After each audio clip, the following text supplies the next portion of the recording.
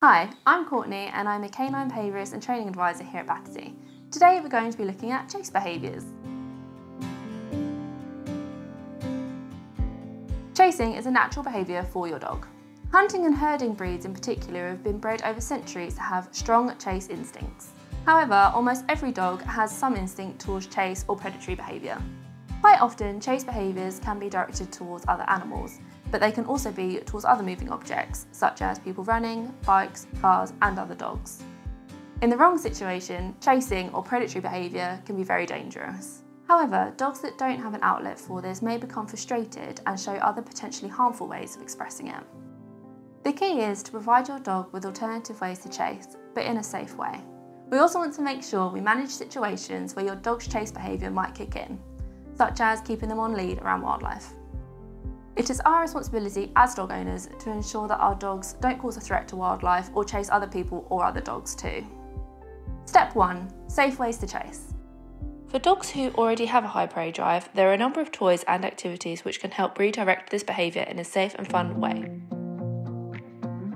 For example, you could use a flirt pole, which mimics the movement of a prey animal. You can whip it around on the ground and encourage your dog to run, chase and catch the toy. You ideally need to be in an open space on soft grass where your dog can be off lead or on a long line. Show your dog the toy, then drop it to the ground and start to move it around. You want to imitate the movement of prey, so darting it around on the floor will encourage the most interest. Don't worry if your dog is not showing interest to begin with, but remember to give them lots of praise for any signs they might want to engage. Make sure you keep the flirt pole low to the ground so as not to encourage too much jumping up. Make sure to allow your dog to catch the toy on the end too. Not catching the toy can build motivation for the game, but you don't want your dog to lose interest completely. It can be helpful if your dog knows a drop command, so you can ask them to drop before playing again. But if not, you can wait until they drop it on their own or exchange it for another toy or some high-value tasty treats.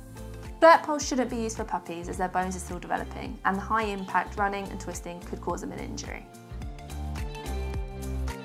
Long chaser-type tug toys can come as a bungee cord or a material line with a fluffy toy on the end. Similar to the flirt pole, this allows your dog to drag the toy along the ground and also play tug as well. These toys are easier to carry out with you on walks and the fluffy material grabs their attention better too. Teaching your dog to play fetch can be a good way to encourage them to run after something, grab it whilst it's moving and bring it back to you. You can use a variety of toys that your dog's motivated by. Each toy will move in a different way when thrown, which will keep your dog interested in the chase. Dog sport can be a great way to channel your dog's motivation and interest in an activity. Many sports, such as agility, flyball, lure coursing and canicross, are active and engaging for dogs who love to run and have lots of energy. Step 2. How do we manage dogs that like to chase?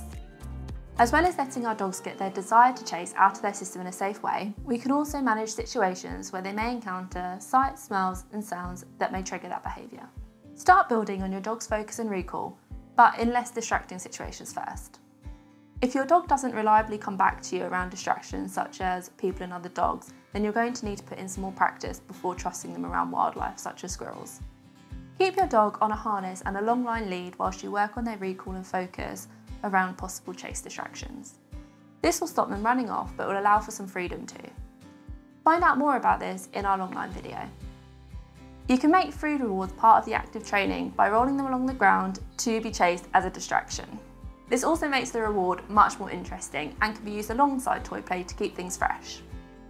We can also use appropriate toy outlets as a reward.